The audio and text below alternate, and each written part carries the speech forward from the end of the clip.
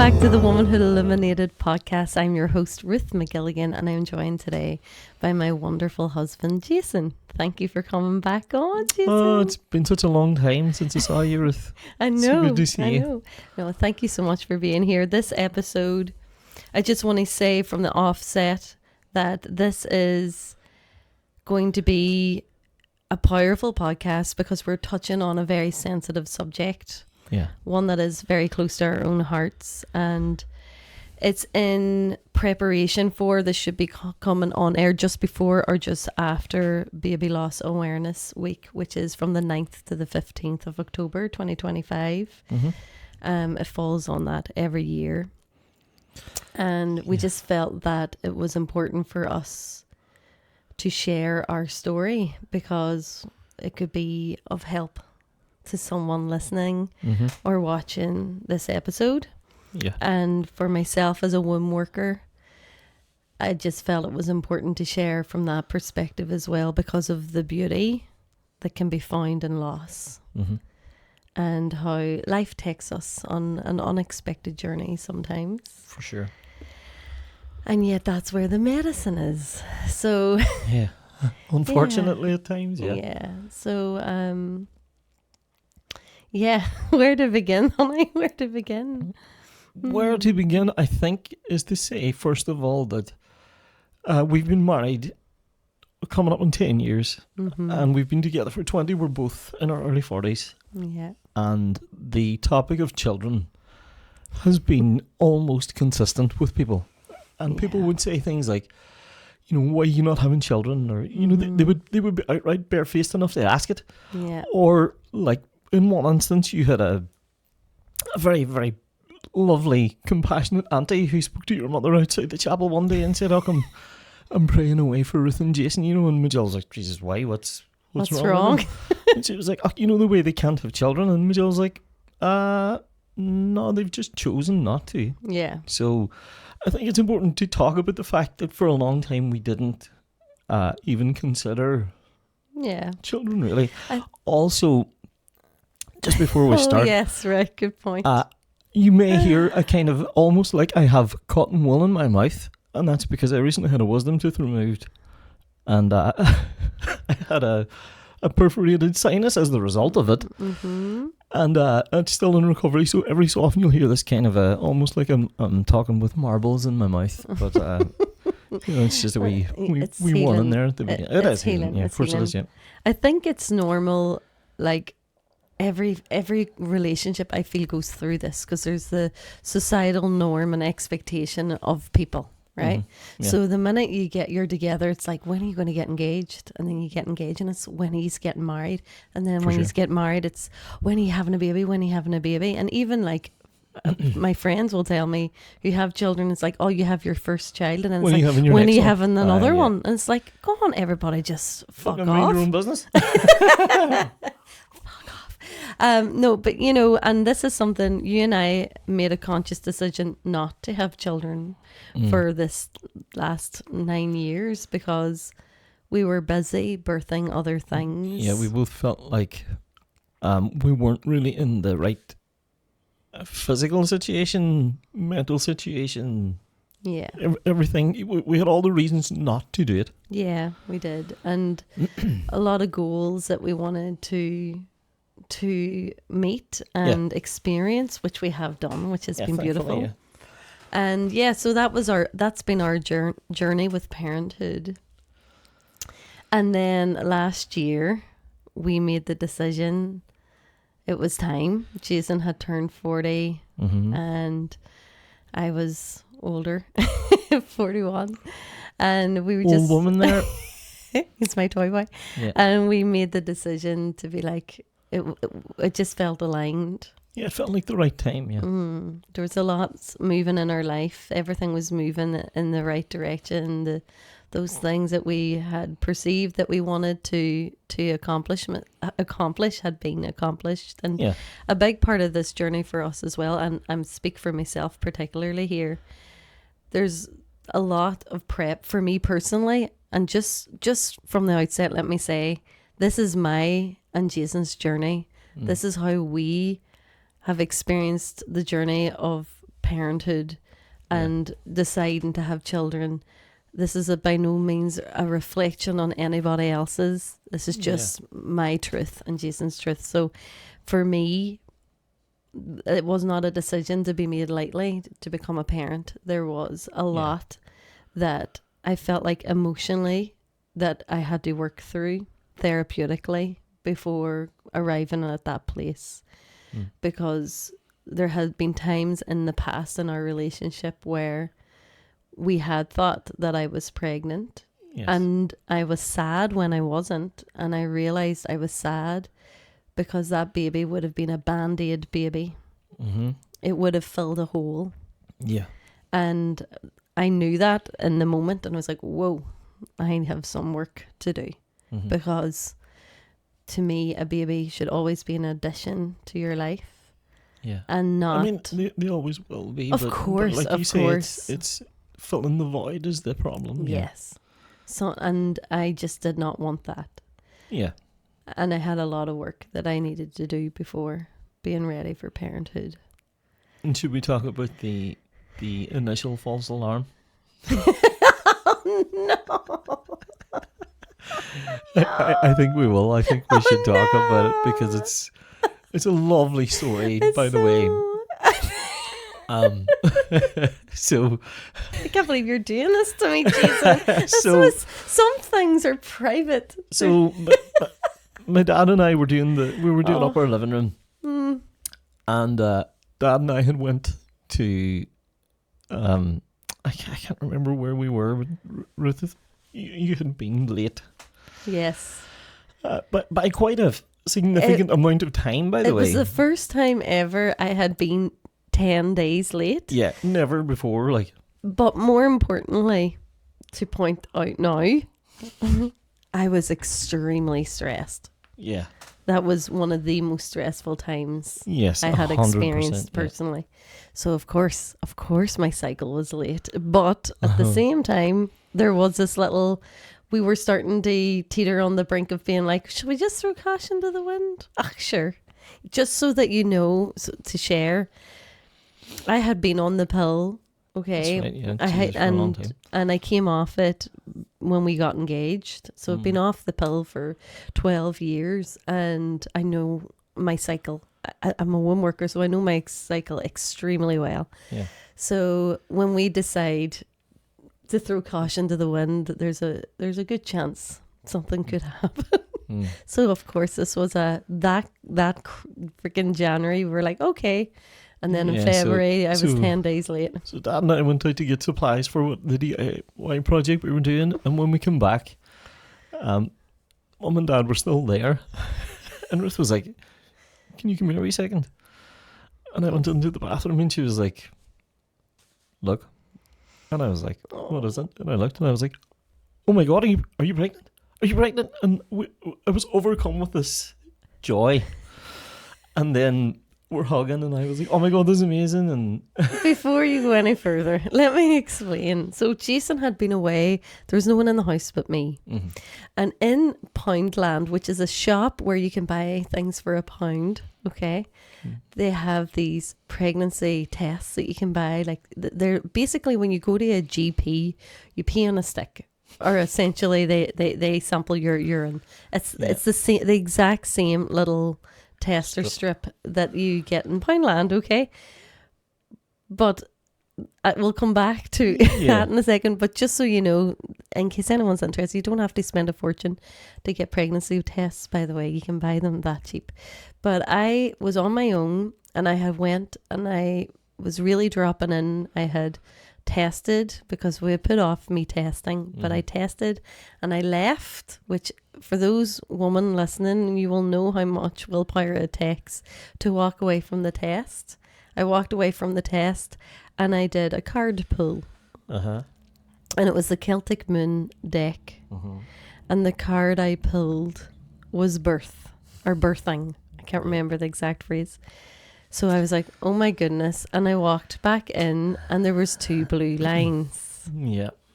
So I looked down to see these blue lines maybe an hour after you've done your test, and we were both getting overcome with this joy and this bliss. And we're hugging, and as I looked down, I saw the packet for the pregnancy test. And I was like, is this what you use? And you were like, yeah. And I was like, I had to be like, I'm so sorry, honey, this is an ovulation strip, it's not a pregnancy test. Which proves that they may be bullshit, by the way, because it was telling you that you were ovulating when I was like literally about to bleed, which it literally came then the next day. Yeah. But basically in Poundland, the packaging for the ovulation sticks are exactly the same. Like, well, they're the pink packaging for those of you that know this brand. Yeah. And it just, one says ovulation. I didn't even pick up on it. I just lifted them and grabbed them and... So that was a real, the beauty of what we took from that situation. Also, it was heart-wrenching at the time, because we both were like, oh no. But sorry, you were going to say, obviously, I think you were going to say that it kind of informed our feeling on it. Mm-hmm. We realised that, okay, this is something that we would want, because previous to this, when I had done a pregnancy test in other years in our life together, I always had that feeling of being like, oh God. And it's not like as if anything would have been, our families would have been supportive, we would have been met with so much love and encouragement, but it was for us and I mean, if we would have been happy, you know. But there was that like, oh, this isn't necessarily what I want for right now. But that was the first time that it was like, oh, okay. And it not being that like, oh, Band-Aid. It was, I actually wouldn't mind this. But that sent us on this journey being like, right, okay, we know now that we're open to this. Very much so, yeah. Let's start taking care of ourselves. Yes. And so we did any number of things to improve our health. I was doing daily meditation and breath work, and we were taking care of the diet, and we did a liver detox, and I was preparing for the first of my 2 surgeries last year. So I had the umbilical hernia surgery coming up in July. And yeah, we just kind of, we were treating our bodies the way they should be treated. Yeah. And felt great as a result of it. And we're starting to move our bodies, losing a bit of weight. Yeah. And then, and in between times here, it was like, right, we're not ready. So again, because I know my cycle, it was like, right, so we're holding off because we know that we want to wait. Yeah. And then we decided in the spur of the moment of the heat and pleasure of summer, of passion, just in the summertime, that one time to be like, okay. But it's really important as well to say, I feel that a part of our journey was acknowledging the soul that we were calling into my womb. And we connected with my womb space after we made love and really called in that soul, and more importantly, not called the soul in, but said they were welcome if it was time. Yeah. And created that haven in my body. Yeah, 100%. And then I go to get my hernia surgery on Sunday, the 20th of July. I get the surgery, come out of the surgery, and again at this point Ruth had been a wee bit late. Yes. And before I was going into the surgery, I said, "Oh, just go and get the pregnancy test and do the test. What's the big deal?" Like, 100% sure that she was not pregnant, and because we've been here before. And then, and I said to her when she left, "Make sure." And she was like, "I know, I won't buy ovulation strips." So we went home to my mum and dad's because they live in Limavady, and it's quite close to where the hospital was where I got the surgery. And I go and lie down, and I have my wee bit of rest, and I get up, and I was sitting in the living room, and I'm high as a kite on painkillers. I'm still anesthetics wearing off. In an inordinate amount of pain. Like you can barely move. Yeah, and Ruth's like, right, so the doctor said you have to walk, so you should walk up the stairs. And I was like, I'm not walking up the stairs. I'm just after coming down the stairs. And Ruth was like, no, you need to walk up the stairs. And we were kind of, I was obviously for those of you who don't know, I'm a terrible patient. So if I'm in pain, I tend to just be like, go on, fucking just leave me alone, right? Just leave me alone. I don't need anybody near me. Don't talk to me. And Ruth's like, Jason, quit fucking about. You have to walk. The doctor said it's important for you to walk. And and Ruth's going to me, get up the fucking stairs. And I was like, right, okay. So with enough to do, I walked up the stairs and took you about 15 minutes. We walk into the room and Ruth was like, there's a wee present for you. And I was looking around me thinking, oh, she got me a present for getting my surgery. I did get you a present. I got you Maltesers. She got me a packet of Maltesers. And I was like looking around. I was like, what? And Ruth was like, there. And I was like, where? I'm looking for this massive gift that I have created in my head. And you're like, there. And I looked down. And there's the strip with the 2 strokes on. I was like, oh my God, are you pregnant? And then I just got hit with this wave of emotion, but I couldn't even, I said to Ruth, I was like, I can't even hug you, because we were doing this kind of ass out hug, because I was it's really like we open from here to here, like barely, if you're listening, it's like this, like, you know, air hug, like where arms around, hardly touching, and he's like just tapping with his fingers just, my back.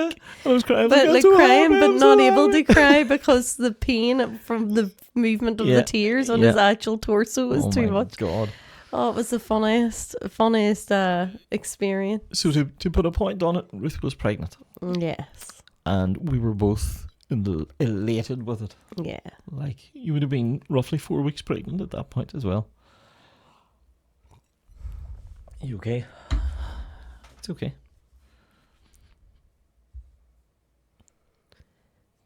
Take a breath. It's okay.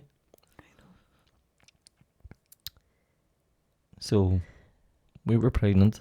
Mm-hmm. We did everything that we needed to do. We went to see the midwives. We got the news. We got the. Didn't tell anybody initially. Yeah, and then it got to like 8 weeks, and I was like, okay, we'll just tell our family, our immediate family. So we did, and it was beautiful and magical. I've said prior to that, and I always say this to people who are getting married: you will never feel love like you do on your wedding day from people. So and it's between yourselves, between your family, everybody's just so in love on that day. But telling our family members that we were having a baby was like, I just think about telling my wee sister who didn't believe it. And who didn't believe it, and telling your brother who said to me, and like, I don't know if we've talked about David yet, but David is just the person who will find funny in any situation, and he'll take the hand out of you, and like, he sat down and he was obviously overwhelmed, and he was like, I can't even take the hand, I'm just that happy. Like, it was just it was a beautiful time, and we were everything was so conscious, like we were eating consciously. Every night I spoke to your womb. And then at the beginning of September, things started to go a wee bit south. So I would have been 14 weeks whenever, and we named our baby Starseed, because she was a little star seated in my womb. And I started taking pains, and you know, this can be quite common to have pain, and you can have what feels like the beginnings of a loss before you lose, or before, and still be pregnant. You can even have small bleeds and that, and I've of course reached out to my nearest and dearest and was speaking at my soul family who checked in on me regularly, and like my sister-in-law and Jason's sister actually were on the phone quite a bit, but because they have both been through that journey of experiencing a bleed before still carrying on with their pregnancy, but knowing the fear, basically. Of course. So they were able to put me at rest, or at that time, because I was like, okay, this is nothing to be concerned about yet. And as the days went on, it's kind of started on the Friday, and on as the days went on, the pain ramped up a little bit each day and came and went. Yeah. And for a woman who have a bleed, it's just like, it felt like period pain coming and going, cramping, coming and going. And then the bleeding started to increase about 48 hours before. Yeah. And then the Wednesday was the day that the loss took place, and just in those 24 hours before, like, I knew it was happening. You'd kind of said there's something not right here, and we looked it up, and like, what was the website that we used with the app? It was like, was it One Born Every Minute or something like that? No, I can't remember. I'll put the link to it, because it was a beautiful app. Yeah, it was a beautiful app to use. Yeah. Because it would show you the size of the baby every week, and you would know what size. So we were waiting to every Sunday night to kind of look at it and be like, oh, you're the size of a raspberry now, or you know. And so anyway, the pain got pretty bad. Yeah. The bleeding got substantial. Yeah, in the early hours of the Wednesday morning. Yeah. The bleeding started like a period bleed initially. Yeah. And just for those who have had somebody say to them that it's like having your period, I'm so sorry that you ever experienced that being said to you, because first of all, they haven't a fucking clue what they're talking about. Some man said it, like, yeah, and have never been through it, and it is nothing like having your bleed. No, it's a whole other level. Yeah, and but the beauty of having your bleed in a way is it prepares you for this part of the cycle, whether it's birthing, full birth, or birthing early birth, because when you lose a baby, when they don't get carried to full term, you're still birthing your baby. It's just that it's earlier and it's a shorter. Yeah, like you said, it was a very, very premature labour. Yeah, and that's what it feels like in your body, because you still have to pass everything that you would pass whenever you're giving birth. So we did what we were told to do, which was ring the out of hours, and then they put us on hold, and then ring the midwifery team, and basically you're told, if you feel like you're going to lose the baby, come in to A&E. And I had told Jason there was no way in hell I was going to A&E to go through this. Let's explain why that was. Because one of your very, very, very close friends went through a horrific loss and did so in A&E. Sitting in a chair in the emergency room. In a chair, a hard chair, surrounded by strangers and fuck knows what, because that thing can be like a fucking zoo at times. Yeah. There's one toilet. There's a singular toilet for 40 people in the room. Yeah. There's no privacy. This is something that is extremely traumatizing, and it's intimate and private, and deserves to be respected. Yeah. And I feel like that morning, like when we went to the midwives and they were going through the little file with everything in it, and they did say, this is for loss, but we're not even going to look at that, and that's okay. They don't want to kind of put anything in your head. Yeah.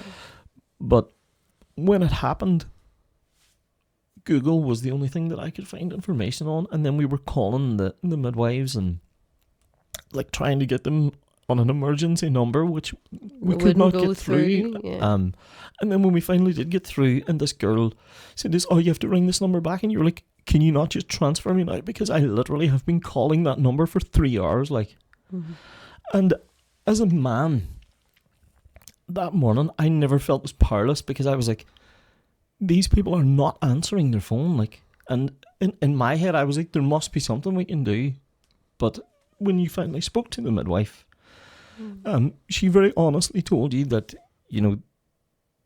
there is nothing they can do. Well, she said the usual routine of if you're bleeding a lot, go to A&E. And I just said, listen, be honest with me. Is there anything that they're going to be able to do with me there? And she's like, well, no, just in case, your blood, basically you can pass out and all the rest or lose too much blood. And I was like, yes. Yeah. And I was like, I understand all those risks, right? I says, but my body knows what it's doing. I know that I'm losing this baby. What can they do for me is there anything other than what I'm doing here at home that they can do for me there? And she went, honestly, between you and I, no. And I was like, thank you for being honest, because of course she has to say toe the party line to protect, because everything's so risk adverse.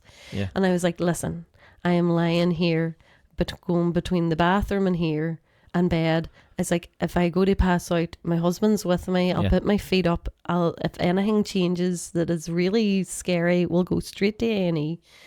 Like, I says, I would rather be here and have the privacy, and I know that I can do this. And she was like, no, if it was me, I would be telling you to stay at home. And I was like, thank God, finally. Because Jason, feeling hopeless, you were like, you wanted me to go to the hospital. Let's go to the hospital. And I was like, not a hope am I going to the hospital. Yeah. So that relaxed me. And there's this mad thing that happens where I was sitting, like, obviously in the bathroom, and I could feel that my body still holding on. Yeah. Because it's primal. It doesn't want to let go. Yeah. And when I spoke my body and I breathed into it and I spoke. I remember to relax. I remember you saying, look, this is coming and I'm holding. And you kind of closed your eyes and you were kind of breathing, and I can see your shoulders kind of drop a wee bit, and then I released her.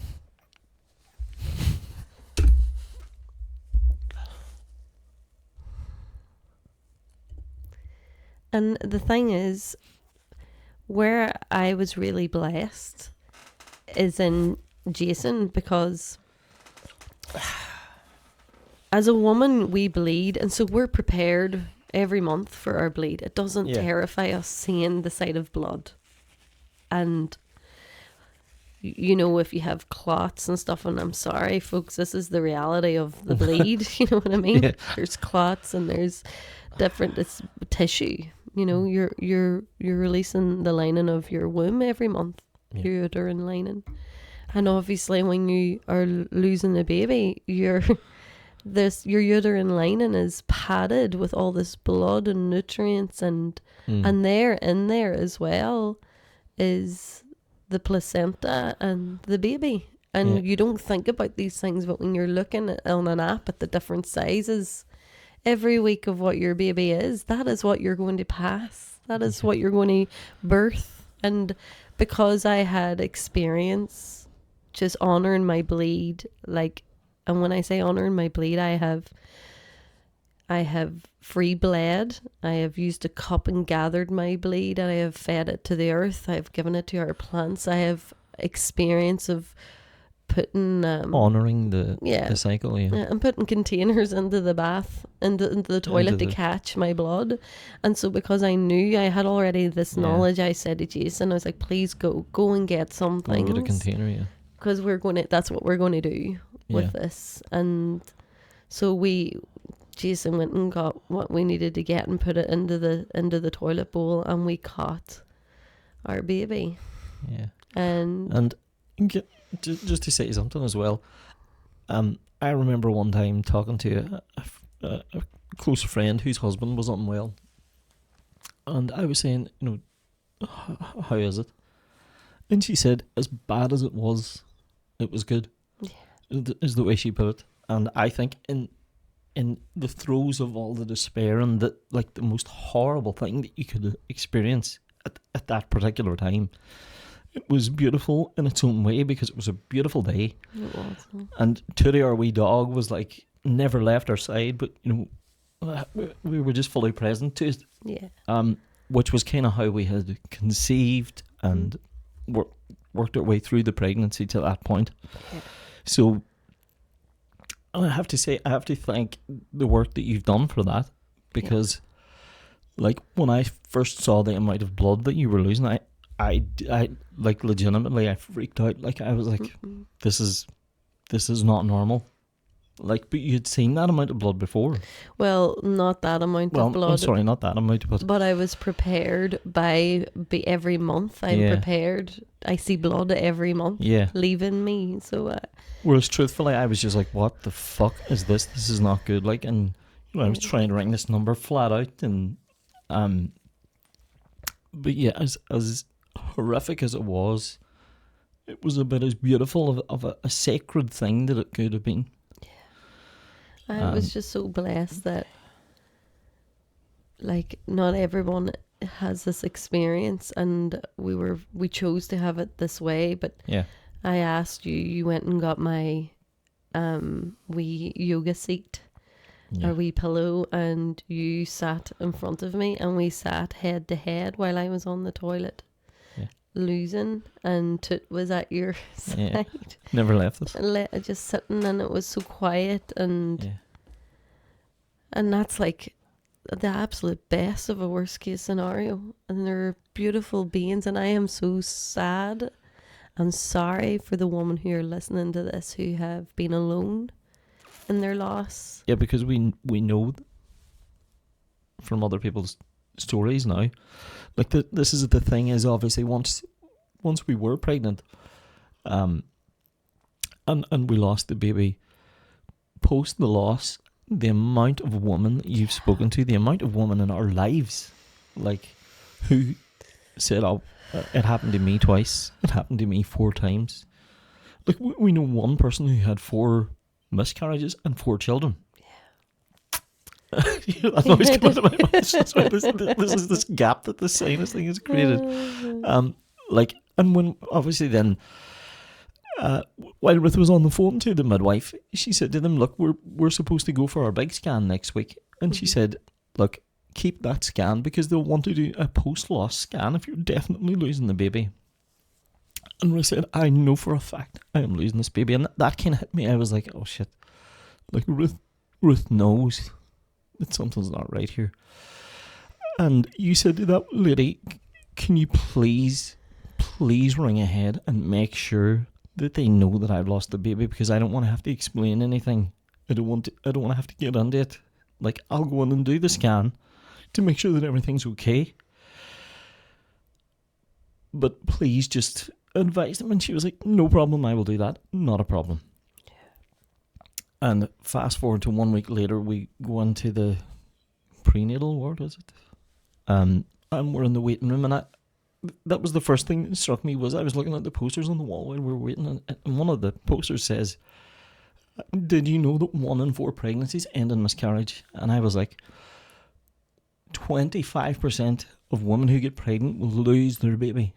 Like, how is that allowed? How is 25% of your resources as a service for this not allocated to the women who are losing those babies? Because after that phone call from that midwife, it was radio silent. And to this day, I've never heard anything. And we walked into that the doctor's office where they were going to do this post-loss scan. And we sat down, and I'm with Ruth, and Ruth's over, and the woman sitting talking to Ruth and asking all these questions. And as she continued to ask the questions, in my head I was like, she does not know that Ruth has lost this baby, and Ruth's having to go over all this shit. And I started to get really angry again. And then you kind of broke down and said to them, "Look, I lost the baby." And 2 medical professionals, nothing against them, right? They're clearly good at their job, but they had absolutely no expertise as to how to deal with you when you were just upset. You were just crying. And they started like running around flat, and they didn't know what to do. And I was like, flapping, looking for tissues. I was like, how do you not fucking know how to handle this? Like, just be human about it. Yeah.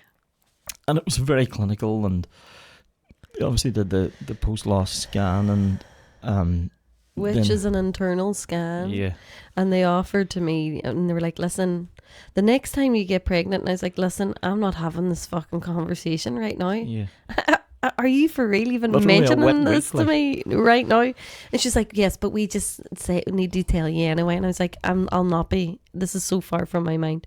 And she's like, well, but I just need you to know." And I was like, "Right, what?" And she's like, you'll be able to get a scan, at 6 weeks, because now I'm at risk, obviously. And I was like, well, will it be the same as what that was there now? And she's like, yes. And I was like, I will never be fucking having an internal scan. Thank you. No, I just was like, how, personally speaking, and this is, again, it's all personal. This is no reflection on anyone else. Everyone's entitled to do as they will with their own bodies. Yep. But for me, it was so invasive, and I was like, this could cause a loss. I was like, no way am I putting my body through this, and the tension and everything. It was horrible. It was as horrible as the loss. Actually felt more normal and natural than that. That felt so invasive, and it was horrible. And but to go back, sorry, I jumped forward there. You're okay.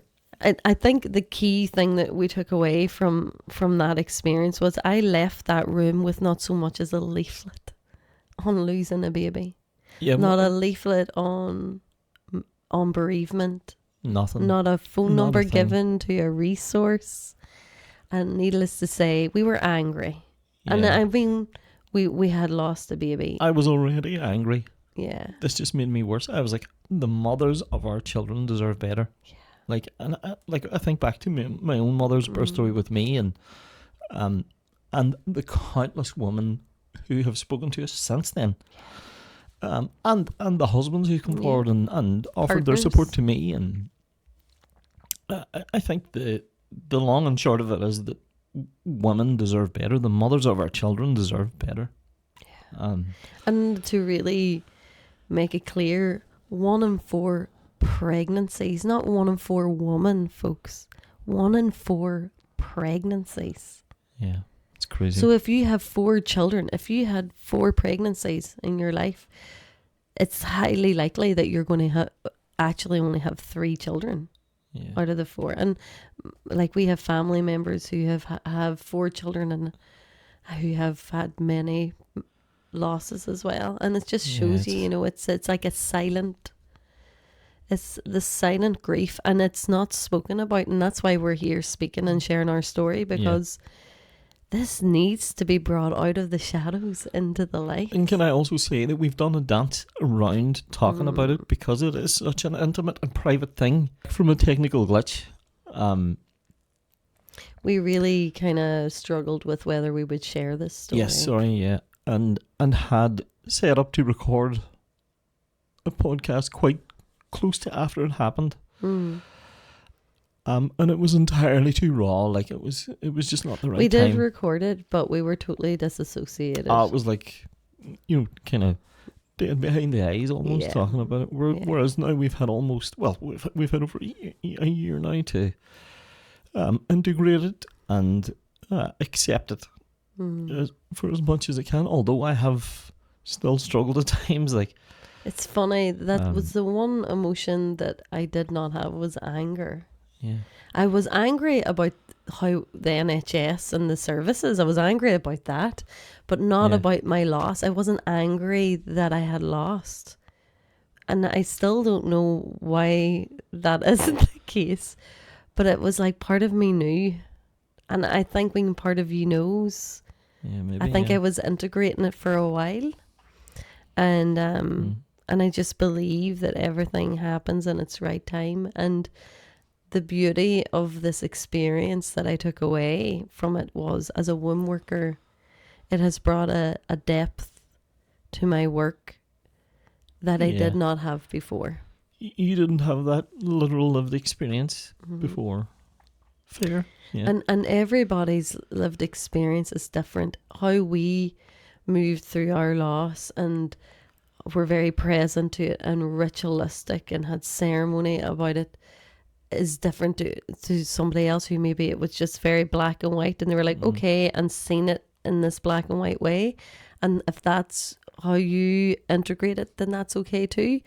There's people. There's no right or wrong way to deal with a loss. And something else I think it's important to say is that as a couple, prior to that situation, we had experienced what I would call individual loss. So, like, at that point, we hadn't lost anyone who was a combined loss for the two of us. It was always a friend who was my friend who you knew, or an uncle that belonged to you, or a cousin that belonged to you, or vice versa. So in that moment, the person who hadn't directly lost was able to kind of be the anchor and the space holder for the person who. Yeah. But with Starseed, it was it's our first joint loss in our 20 years together. Yeah. Which taught us a lot about, like I said to you, I remember just after our niece Aoife had been born, the morning that Aoife was born, we were in that evening we were in the hospital, and my wee sister was talking about her husband, and she said she didn't think she could have loved him more than she did that night because of how supportive he was. But like, and I've said it to you since, I don't think I at that point I didn't think I could love you more until you told me, first of all, that you were having our baby, and then secondly, that how you navigated that experience with such intention, and as raw and as horrible and traumatic as it was beautiful. Like, and I didn't think I could love you more than I did until that morning, and I think it's really deepened our relationship as well, because joint loss brings people closer together if they handle it, I suppose, in an intentional way. Yeah. And like, being a man, I'm avoidant, so I'd be like, no, I don't want to look at this, but I very much didn't have any choice in dealing with the loss, because do you want to talk about what we did? Yeah. Afterwards? Yeah. So breathe. Yeah. First of all, it's not. This is rough. You being it is. You being this is the anti-crack podcast. Anti-crack like Jesus. Sorry to anybody who's finding this tough to listen to. By all means, don't feel the need to stay around. Like, if it's not for you, it's not for you. But yeah, I think the reason that we've decided to talk about this is to remove the shame around talking about it. Yeah. Because, like I say, we didn't know who had anybody in our life that had lost babies until we lost one ourselves, and then all these people were like, "Oh, well, it happened to me, and this is how I navigated it, and it happened." You know. Yeah. So anyway, I'm babbling, but anyway, you're not babbling, honey. I just want to say, you being a man is nothing to do with being avoidant. Well, you know what I mean? Well, me being the type of man I am, maybe. I just mean that like, either party could be avoidant at any time, and of course, yeah. And there's been times I've been avoidant too. You know, it just depends on where you're at in that moment. Yeah, for sure. Whether you have the capacity to hold it and be present to it or not, or if for your own sense of safety you have to retreat. And this is how, fair.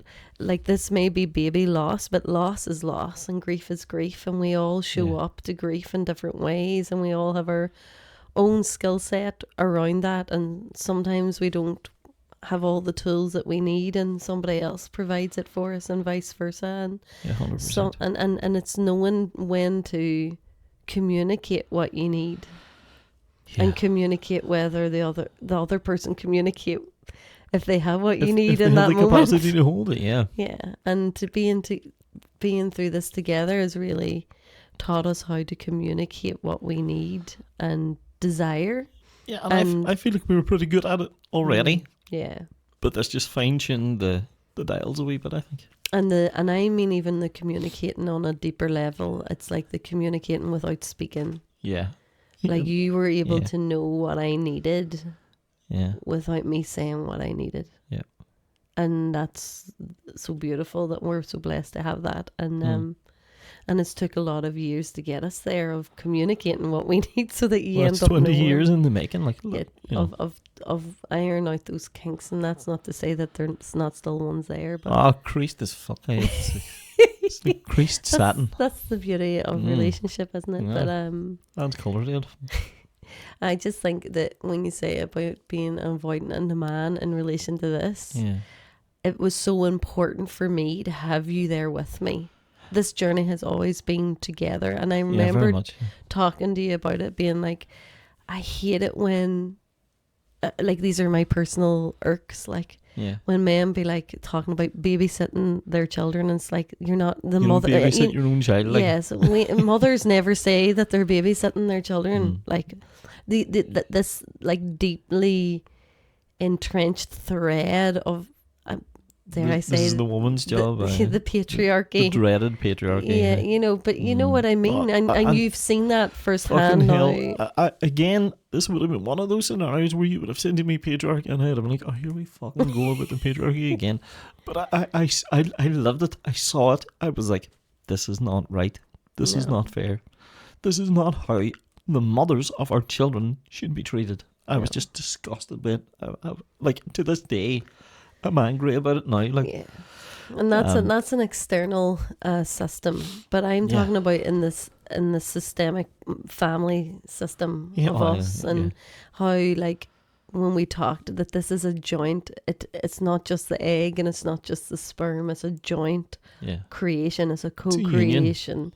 So it has to be that from the beginning. It has to be 50-50. Yeah, and 100%. Different. I have different skills. I carry the child, but you're the framework of support around me, and this is the agreed dance that we do. So whenever it came to the loss, it was important that this was something I was supported in and that we went through together. And yes, it is possible to be avoidant as a partner in that, because a lot of women would close the bathroom door and go through that on their own, maybe because for many reasons. But for me, I wanted and needed you to be there. But even if you had tried to push me away, it wouldn't have been a thing, because we had been we had set so much intention around the whole thing. I was like, there's no way that I cannot be here while this is happening. There's no way that she's going through this on her own. Like, and so. But thank you for that, because there's a level of understanding. Yeah. For sure, and seeing and presence that is required for you to, because it could have been, you could have avoided that and you didn't. I had no choice. I can't avoid it. It's in my body. I know. I understand. But thank you for that. And so when we lost, when I had fully birthed her into this world, we gathered what we had in the container, and then I said to Jason that we were going to be waking her, and we created an altar. And we bound her, and it was important for me to bind her like the way if you could bind her body, which we couldn't do because she was too small. So we bound the container that we kept her in white fabric. We just cut up a pillowcase and blessed it, and we made sure to put into the container with her holy water, Glastonbury water. We put herbs in. We put rose petals in. I had been gifted roses, white roses, and they literally died that day before. They just started dying, and I had only had them a couple of days. And I had a circle not very long before that at all. And one of the ladies that was there had sent me a photograph of her rose that was still alive like 3 weeks later, and this was not even a week, and these roses started to die, and I was like, there's something here.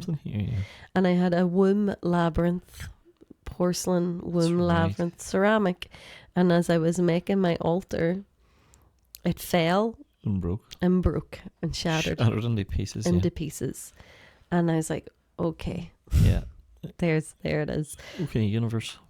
That's the breaking of the mold. That's the ending and the beginning. So we put the womb labyrinth pieces in with her as well. Yeah. And we created an altar. And we had her on the altar for 2 days on the Wednesday, and we decided we would bury her on the Friday. So 2-day wake. Yeah, essentially. And then we had the horrific task of telling people. Yeah. So it was letting our family know, and that's shit. It's just a shit. I mean, it's shit for them because they just don't. There's nothing they can do. There's nothing they can say. And I mean, our family were amazing. They were so good. They were like, you know, the people who knew that you needed space stayed away.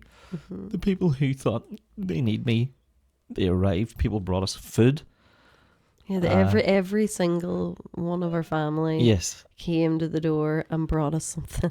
Yeah. They brought us food and just love. Yeah. Yeah, it was beautiful, and it was so needed for us to be held and carried and cared for in that time, and for both of us, because the men are often overlooked in these situations, and it was really important for me that you were being held because you were holding me. And I was holding you too, but if we're being honest, in that moment you were holding me. Yeah. But it's something I reflected on afterwards with a soul sister. In that moment, after everything had passed and I had rested for a while, because there was a moment where I thought I was going to pass out and Jason had to take me in and sort me out and you know, lay down towels and stuff because I was still bleeding. And after all of that loveliness, this is like, it's not funny, but it's fucking funny. I went and started unloading the washing machine. Do you remember? Like, what the fuck? And I came in and was like, what the fuck are you doing? Like, and she I was was like, the washing machine. I don't know, it needs unloading. I was like, get into the fucking room, would you, and go to your bed. Jesus. But it's just funny how I didn't know. I was so overwhelmed. Yeah. Almost kind of disassociated at that point as well. It was disassociated, but I needed normality, and I needed to do something than sit with this huge weight of loss. I didn't know how to just sit with it. I just didn't know. I was like, and I just did it in the moment. And it's funny. It's not funny, but it just shows, you know, the medicine in the kitchen at a wake house. You know, like, there's a reason that grieving want to wash the dishes. Yeah. There's a reason they want to tend to the garden. Get into routine, like it was. Just to feel like there's some semblance of normalcy. Yeah. And this is something you have control over for a moment. Yeah. And you get lost in the menial task. You know, and it was my legs were going to give out from under me while I was doing it, but no way. But it was just something that it's just like weird how your brain also is like, I can't that washing will smell if it lies in that drum, you know. Can't let that lie for a day, like. Of course I could have, but it's just funny how grief works on you and trauma, how trauma works. Yeah. So one of the most nourishing experiences for me over those next few days was, again, a beautiful soul sister who had been through loss as well, showed up and just knew I needed to be held. And I had a shower at last about 10 hours later. Yeah. And Jason was there making sure I didn't faint. And she came in and said nothing, and then she just... Dried your hair. Dried my hair and brushed my hair. Just knew what you needed at that moment. Yeah. Tenderness. And there are people in this scenario, by the way, that I will never forget. You know, like people show their ability to hold. And that was such a motherly thing to do. Like you were just lying in the bed and she was brushing your hair, and I had went and got showered as well, and I came down and was like, "Yeah, that's what you needed." And that was the one thing that you said to me was like, and this is maybe, I think actually we should probably talk about the wee ceremony that we had then. Yeah. So can I just say before you do? Of course, yeah. I am just so grateful for sisterhood, because this is the power. I know this is the power of community. It takes a village. Exactly. And sisterhood. Yeah. And circle. Like, these are women who know how to tend to my bones. And it's that very rare relationship where it does not... in fact, it's even welcomed the silence. Yeah, There's it no requires words. no words. Yeah. There's no words. She just knew what I needed. Yeah. And she gave me, and was so soft and gentle. I just resorted back to being a child Yeah. and being held by my mum. Yeah. And my mum couldn't be there. And it was lovely to have somebody that could be there. Yeah. And she was there, like, that person will be forever etched in my soul as a result. Yeah, me too. Me too. Yeah, so we had our 2-day sort of awakening process where we talked to her every day and stuff. Mm-hmm. And then we decided we would bury her, and we had been offered the option of burying her at a local cemetery. Mm-hmm. But we decided to bury her in our garden. Mm-hmm. So we went and picked a tree, which, if you think about that scenario as well, like the day after, Yeah, that was crazy. we went to Derry together, and Ruth was still like reeling physically from what had happened. I was still bleeding too. Yeah.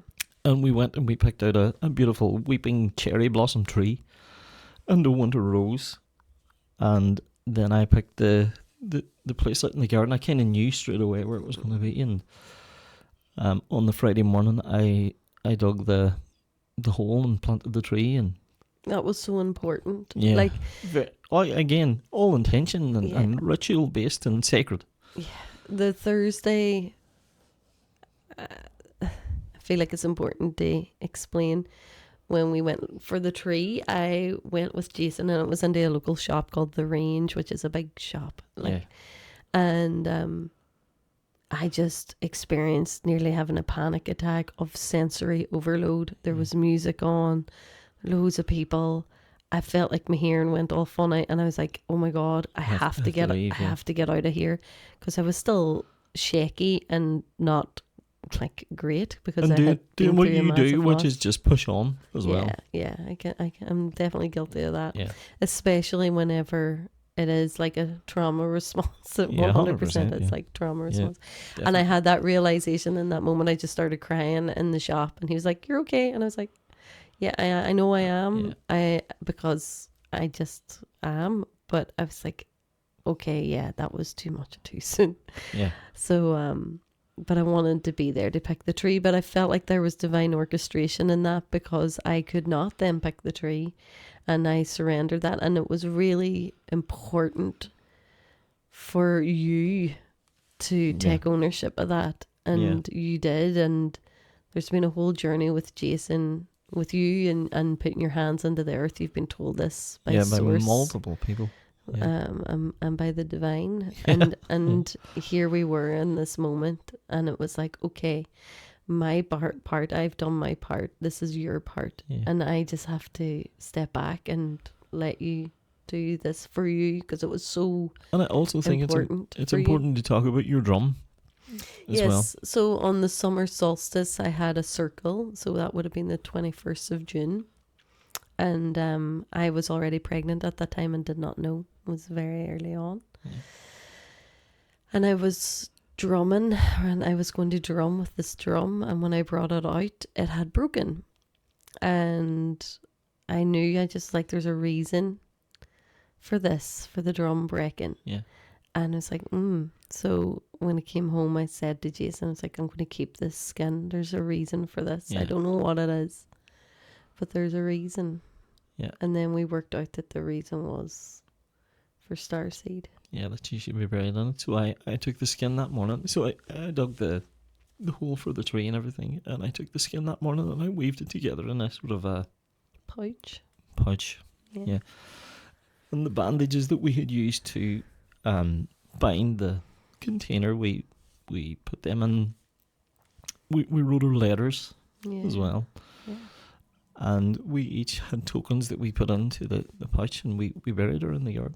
Yeah, we put her in the pouch. We had a ceremony where we wrote on the pouch too, because it was we wrote on that as well. We were able to write on the pouch as well. And then we buried her. We put in the tree and the rose, and it was a gorgeous sunny day. It was a stunning day, and we were just going through the throes of despair. Like, it was like, you know, it's like if you go to a funeral, that last part where they're walking out the coffin is like despair because you're lowering them into the ground. And as we're, so we're lowering her into the ground and we're like both going through this horrific thing.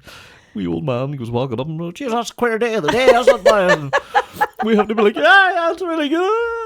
You know, Love how the divine throws in the humour. It's like the never wee- take the life wee too seriously. comic relief nods. Yeah, like guys, it's okay. It's all good. It's all good. And then that night we had a fire ceremony where people who couldn't be with us those couple of days just because of their inability to be there were able to come on the Friday and they were able to join us. Yeah, we burned like anything that it's still like bedding and toils and because I feel like this is the reality of it, folks, isn't it? It's so like, bleh, but it's there's things.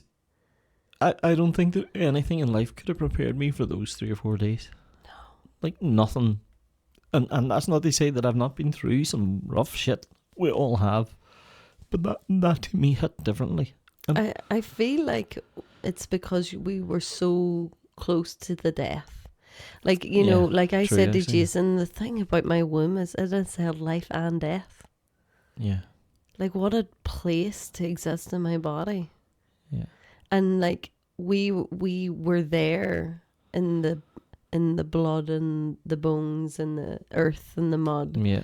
We were with death and all of its perceived Welcome death as an old friend. Yeah. Yeah. You know, in the nuts and bolts and the grittiness of it all, and that's why it hit different. There's this like, okay, you know, we have loss and we're removed from it, but there, you know, it makes you understand. It takes a certain type of person that can sit with death like that, and like the doctors and paramedics and, you know, who have sat with death so closely. That was something else I thought about, was the respect that I have for those people now. Mm-hmm. Like, I have no respect for the system.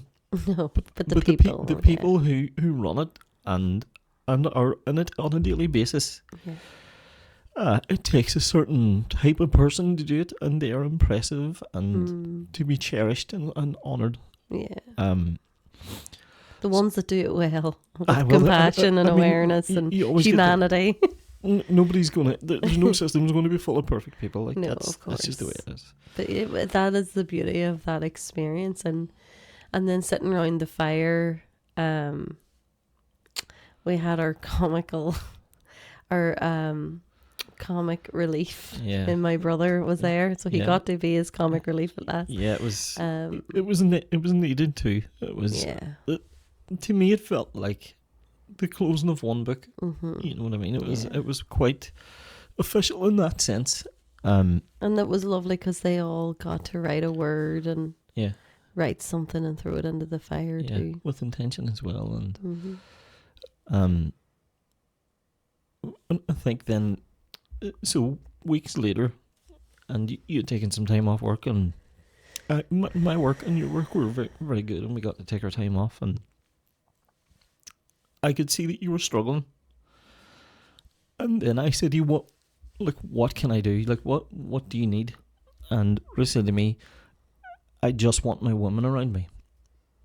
And you had talked about it before, about the closing of the bones. Yeah.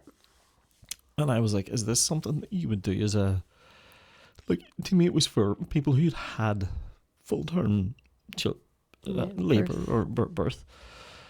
And then when I read up about it, it can be done for anything really, but it can also be done for baby loss. Yeah. So just to explain what a closing the bones is, it's a ritual or ceremony. It kind of originates in Mexico, but it can be found in South America and lots of different parts of the world. Yeah. It's very old. It's ancient, in fact, and we use these cloths called rebozo cloths. There's a mini closing in my womb work. We do that. There's a part of that, or we call it restoring the soul. Yeah. But closing the bones is essentially, it would be used postpartum, and it's for what it literally says, closing the bones. It's a way to realign the hips. Yeah. But it's really to let the mother know that her job is done now of carrying life. Yeah. She's birthed it, and it's to kind of bring her back into her body. Yeah. And that's what a closing the bones is. Now there's two ways of closing. There's closing that is on a 1-to-1, but from a rite of passage ceremonial point of view, it would be done by a group, and it would be done by your woman. When I say done, it's held by your woman. The woman will wash the body and massage the body, speak prayer into the body, and it's important to point out when you said your woman, it was a very specific group of people that I know who they are. You know who they are. They know who they are because they were there. But I then reached out to these women and said to them, look, as you know, this has happened, and Ruth needs your support now, because you have been the container for a lot of these people.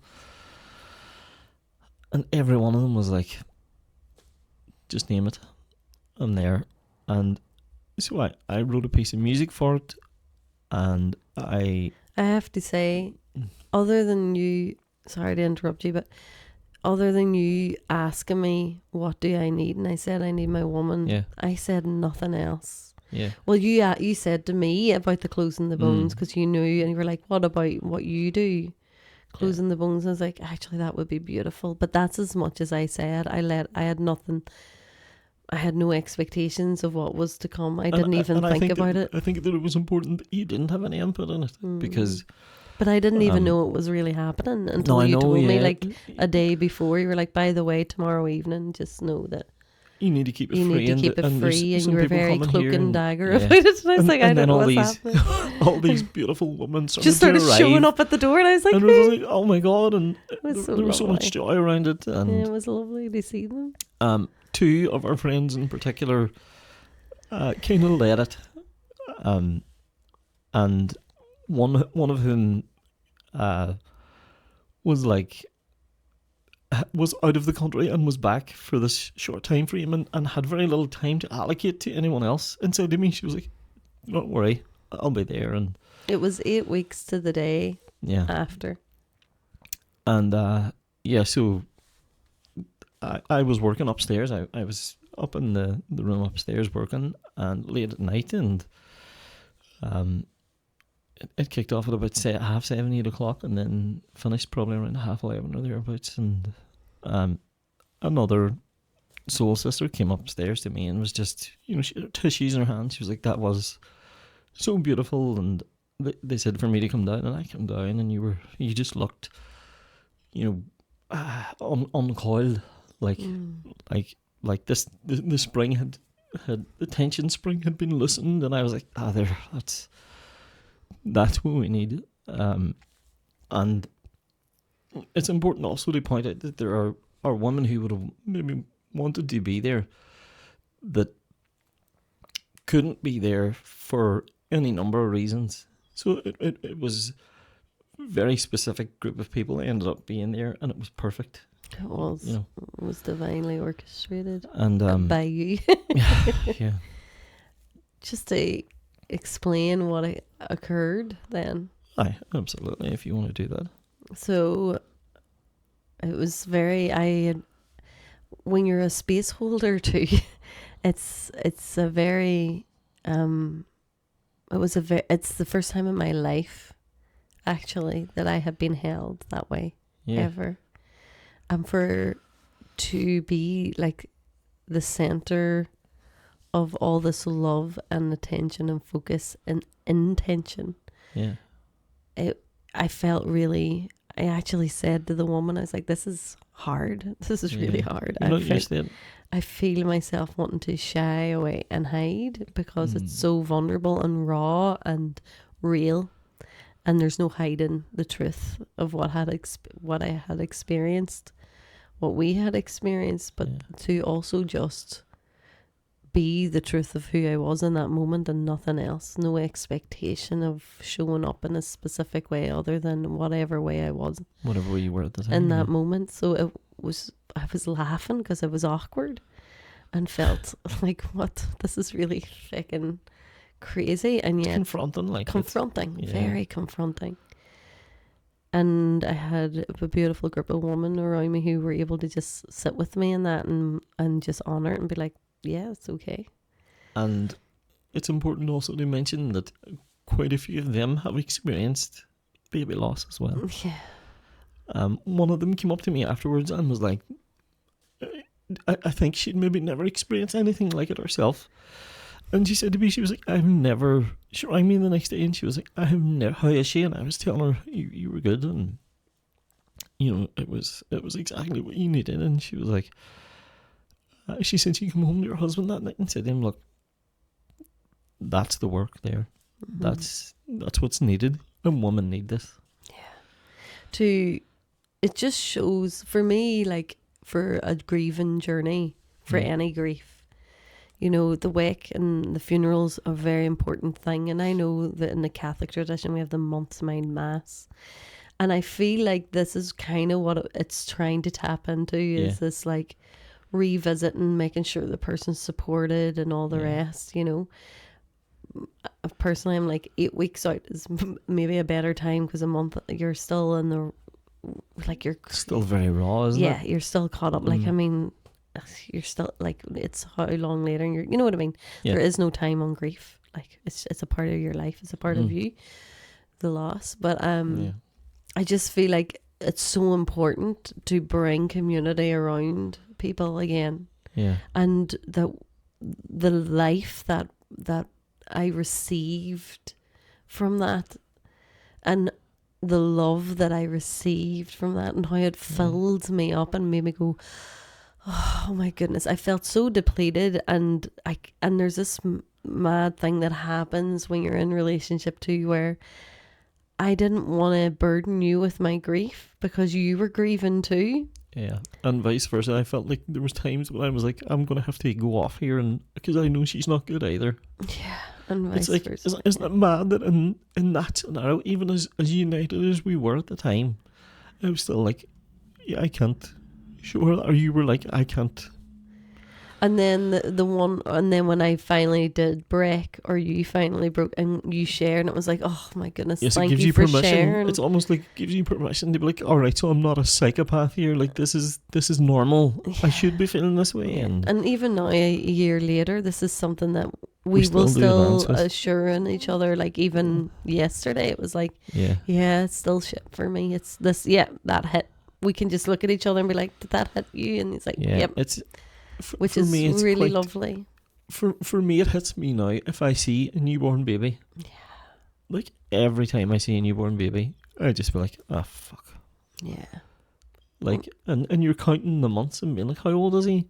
Like, 6 months now. I'd be like, she would have been 9 months. Do you know what I mean? Or, I mean, my brother and his fiance were pregnant only a few weeks before us. Yeah. And so our beautiful niece Fia, you have a beautiful wee girl, like, came into the world at the end of January, and Starseed would have been due at the end of March. And something, again, it felt so synchronistic. My birthday's the 24th of March, Jason's the 26th, and Starseed was due on the 25th.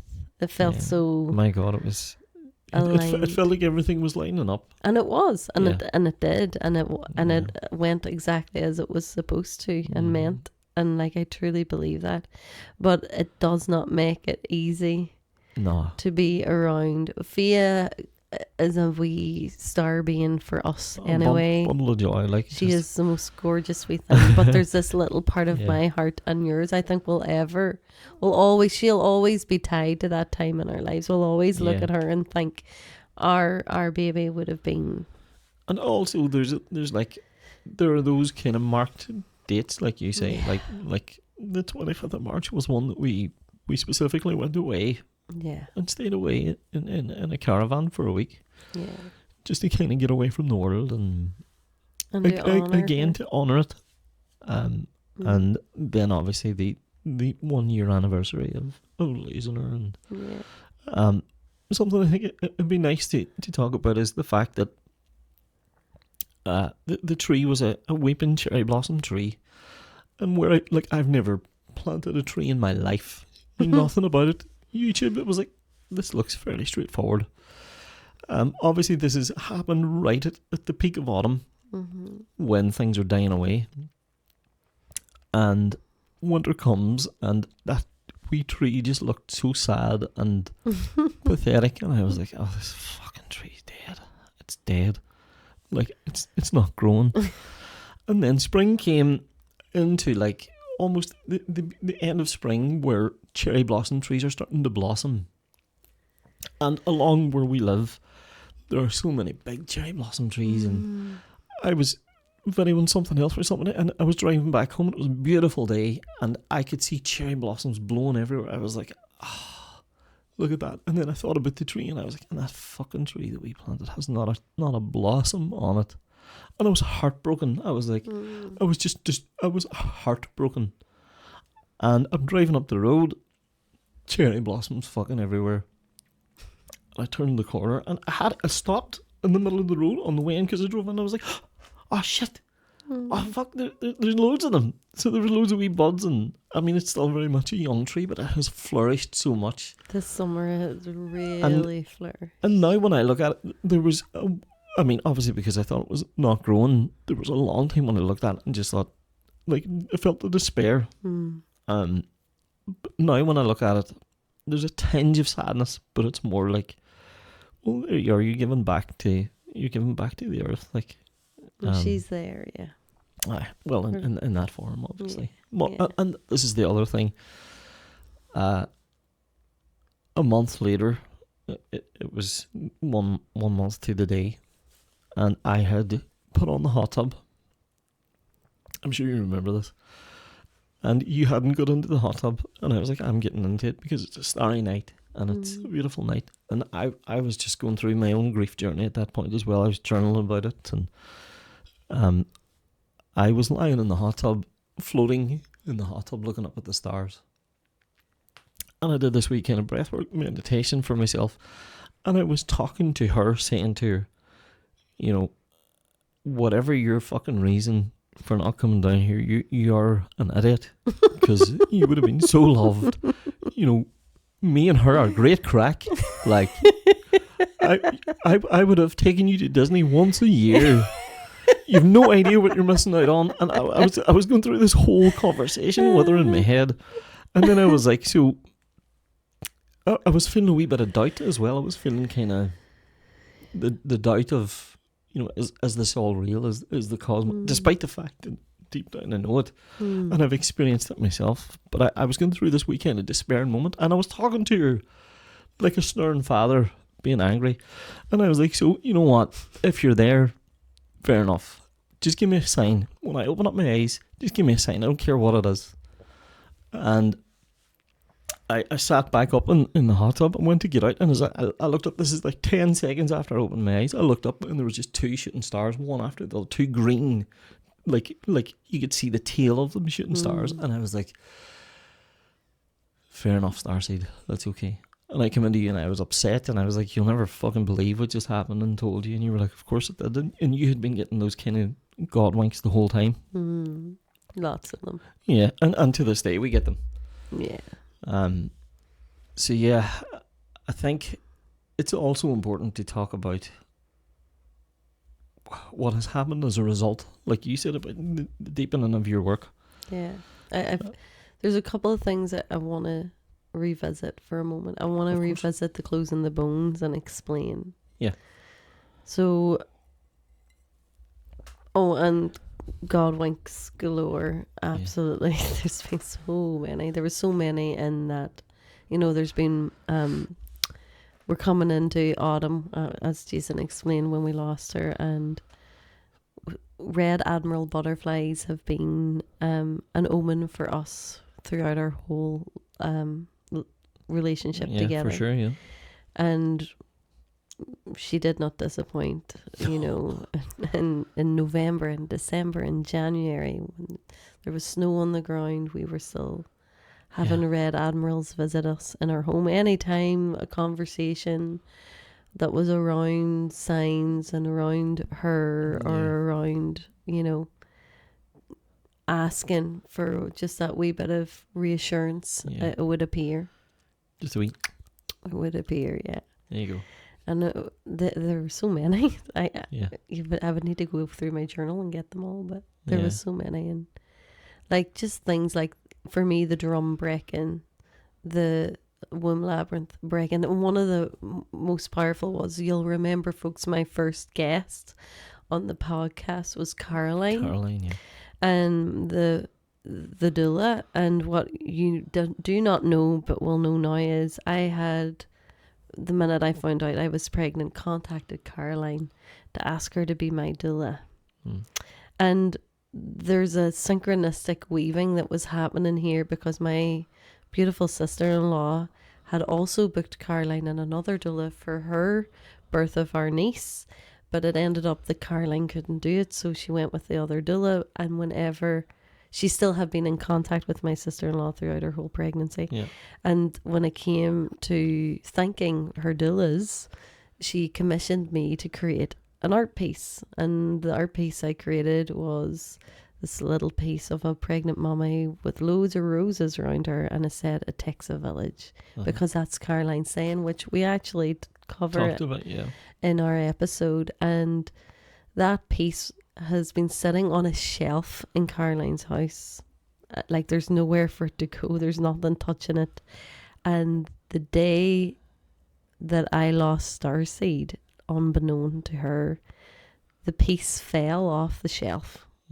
She was actually out of the country, and her daughter, who's the teacher, was doing marking homework in the room that the piece was in, and was so kind of weirded out by it. She mentioned it on her phone to Caroline that night, being like, "Mom, this is really bizarre, but that piece just like fell off the shelf, and there's no reason for it to fall."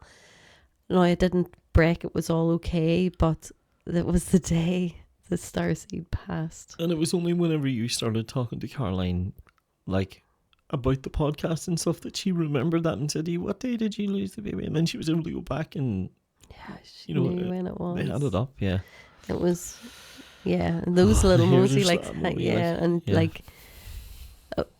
she knew. And it's so funny. So I had to contact her to let her know at the time that I wouldn't be needing her services. And then that actually led into the podcast. And now you know why.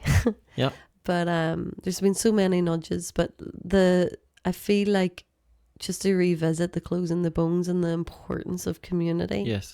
And allowing yourself to be held by community.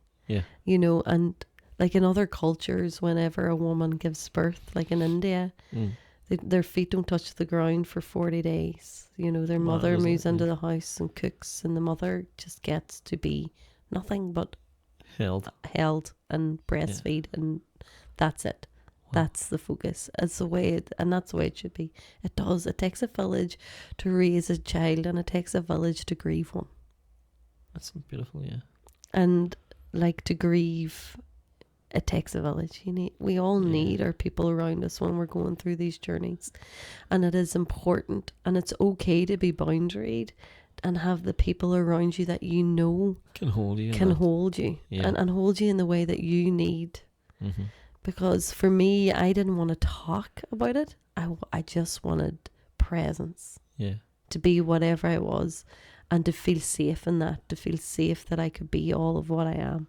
And that no one would put on their stories or their stuff onto me, that I could just be. Or shut you down. Or shut me down, You know, and I would shut myself down, because I hold people. So when someone else is in despair, I'll shut myself down to show up for them. And in this moment, I knew it was important that I didn't shut myself down. And the women that were there were able to hold me in that. And I didn't know. So Jason had researched closing the bones, and obviously I have done my own training, but it wasn't specific closing the bones at that point. So you actually knew more about it in that regard than I did.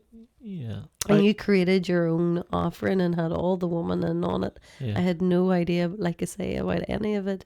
I have to say that at the time when I suggested it, I added everybody to a group chat, and they were all adding in their own parts to it. And like, I had reached out to a woman who does it, who never came back to me. Really? When I think about it, I mean, she's got hundreds of thousands of followers, so I'm sure it probably just got lost in a sea of in DMs. But I was Googling it, and I was YouTube, and I was reading up articles about it and stuff, and I was like, right, we can totally do this. And then one of our friends, who is a powerful space holder anyway, she said that she would lead it, and so I had an idea of how it should go, and I was like, this is roughly the process, but if anything changes, or there's anything comes through intuitively, or if you're on the flow of something and one thing doesn't feel right, just discern and do whatever you need to do. And realistically, I don't really still know what happened, other than that 100%. I know the closing of the balloons part of it was. Did I tell you? I don't think we. I think we decided against you not telling you. Like, I don't really think I need to talk about it. It was just. I was too in it at the time. It was beautiful. Well, every experience is different, of course. Yeah, of course, yeah.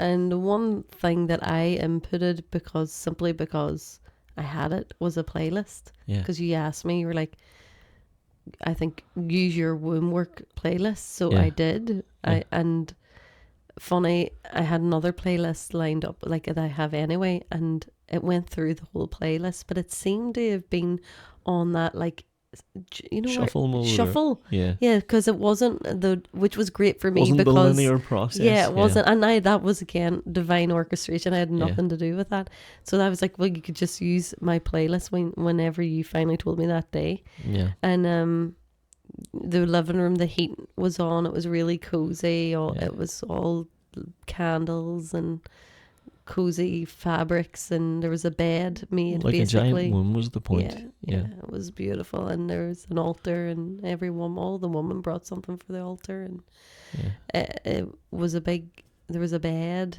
like I don't know how you could describe a bed on the ground, and it was so cozy, like a single futon with a pile of blankets on it, and super. just to be as comfortable as you could possibly be lying on the ground. And they brought me in and sat me down, and we asked me how I was, and like I explained how I was, and eventually they didn't really tell me what they were going to do. They just were like, so we're going to follow, we have ideas of what we're going to do. And one of the ladies brought homegrown sage that she'd grown in her garden, and we still have some of that now, and it's so, like, the intention that these women brought to this was just so beautiful. Like, I will never forget them for what they did. Me neither. So yeah, they invited me onto the bed, and then they sang over me, prayed over me, and they massaged you. They invited me to strip as much as I wanted, and I did. You just straight did nothing, just birthday suit, that'd be you all in, like. And I think I kept my pants on. I can't remember. You did.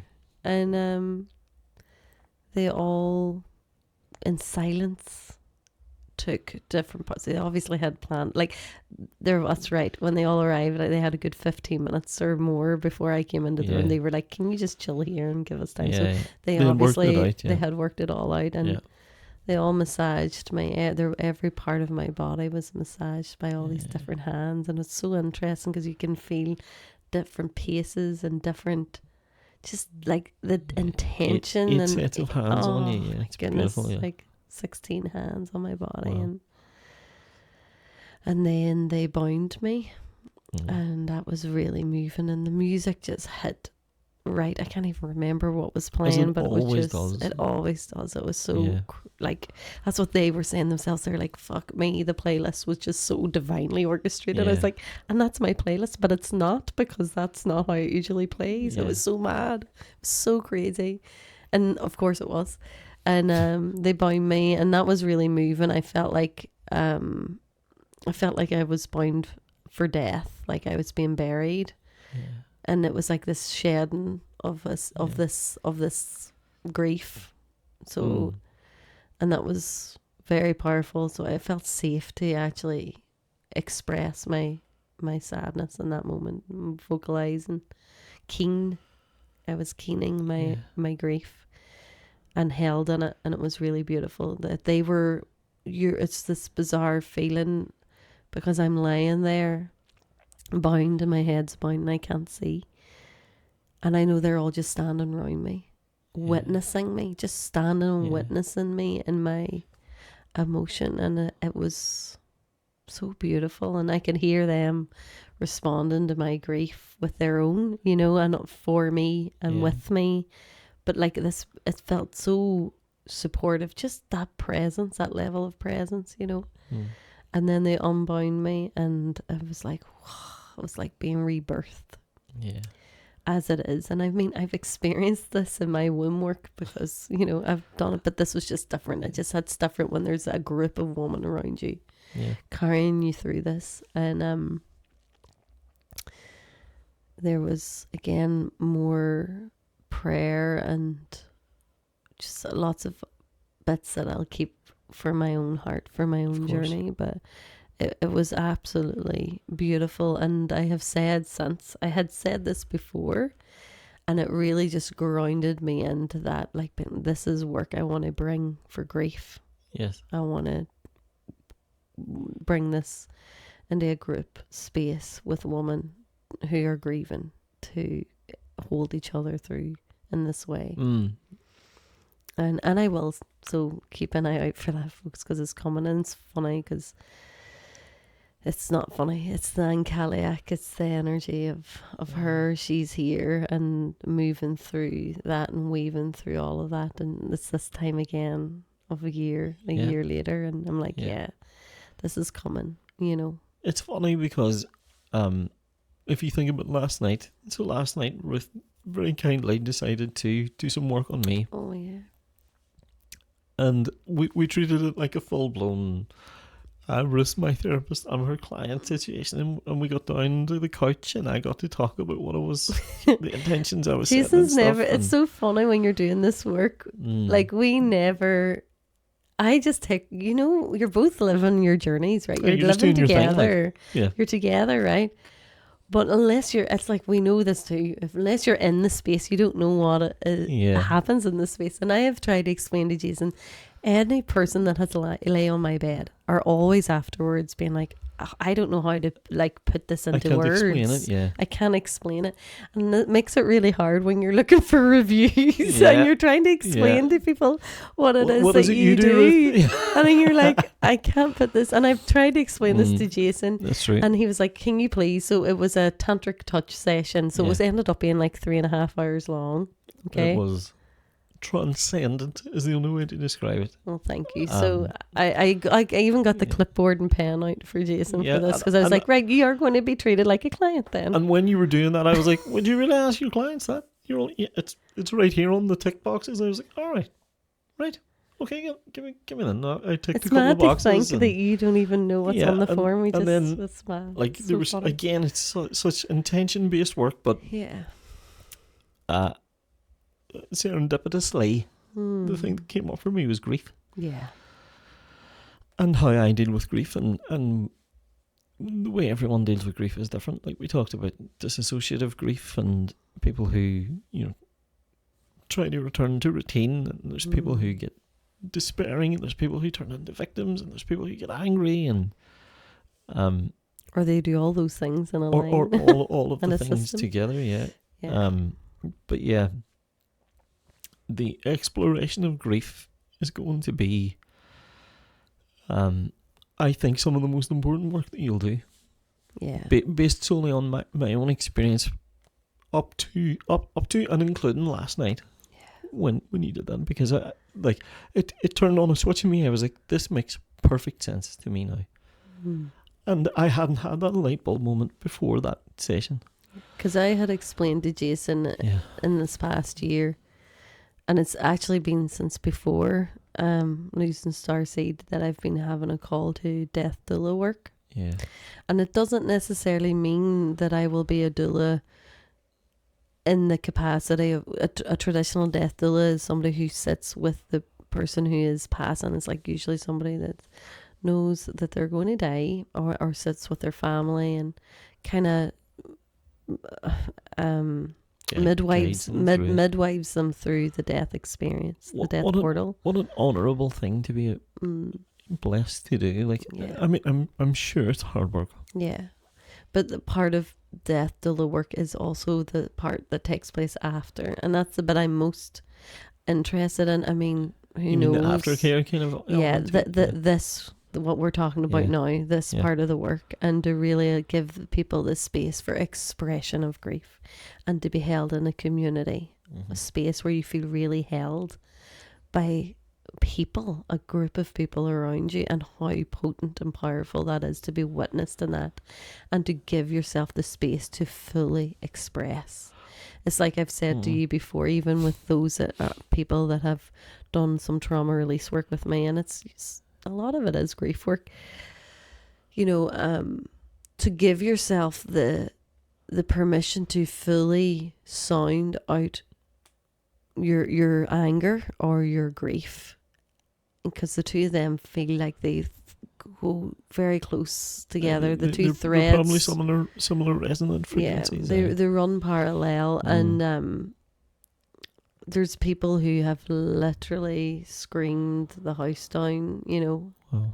And you were close to that yourself last Yeah, night, yeah. and it's like you can't explain it because you're in it, and it becomes this like shamanic journey. It becomes this meditative, like your body's doing the thing and you are not fully conscious that you are moving this energy. Without going fully into what was happening, it's the first time in my life ever, and that includes the plant medicine experiences that I've had and the deep meditation experiences that I've had. It's the first time ever in my life where I felt like I was literally in two places at once. And was conscious of both places. Yeah, words can't do it justice. That's why it's hard to get you reviews for anything that anyone experiences from you, because I can write down a review of it. It reduces it somehow. It kind of intellectualizes it a wee bit when you can't, like... It's a felt thing. I literally felt that I was in two separate places with a time span of 12 years between them. But I was 12 years in the past, and saying to the person I was speaking to 12 years in the past, by the way, while I'm here, you've no idea, but she's working on me right now, healing this thing. Never experienced anything like it. And, you know, there's no point in trying to plug it. No. If people want it, it's there. And it's not to say that all of my work is like that, by the way. No, folks, absolutely you know, not, it's of about course. where you're at. Every individual is on their own journey. So Well, I was ready for it. yes, it's about where, like, and it's took you this long to arrive here. You know, it's about where you're at when you walk through the door, and it depends on what you need in that moment. That's what I'm there you need, to intuitively tune into what is needed. But the point of of why I'm sharing this is this space and where I have gone in myself in my own journey with my own grief and anger and all the rest, not to do with Starseed, I just mean in general. But now there's that extra component, is that the beauty of that is that I get to hold a space that can go that deep and dark, because I've been there. Into So the void, nothing frightens me. It doesn't frighten me when people go there. You know, there's like part of people can recoil whenever somebody's wailing, and it can feel like sensory overload, overwhelm. And it has the opposite for me. I'm like, yes, This is what's needed. this is what's needed. This is where your power is sourced from. When you release, it's like it's a dam that has been busted, and it cleans it all. It clears everything, clears the channel. But that's the beauty of, for me. But it's why I'm mentioning it is this is the beauty of it in community. This is the beauty of this work, of taking this work in and doing it together collectively. I was going to say that I think part of the reason we experienced what we experienced was to fully realize the power of community, because this year for you in particular has been about calling out for community in this realm that we're in, and the work that you're in. And it's so beautiful. Like, for those who don't know, we've had multiple gatherings at this house. We have attended multiple events and stuff where it feels like this community is ascending, it's building, and it's expanding, and it's ascending, and it's all people who are on the same frequency as you and me, and we truly value the importance of community now. And for a long time, I think it was kind of, for me personally, I was like, no, you're on your own doing this. You know, you have to do this yourself. You have to do this for you. But it's like, no, you don't. You're not on your own. There's a whole a village of people who are willing to get around you and lift you up when you need lifted up, and hold you when you need to be held. And I think that for me, that's the biggest lesson that Starseed taught us, or taught me. Sorry, is that you're not alone.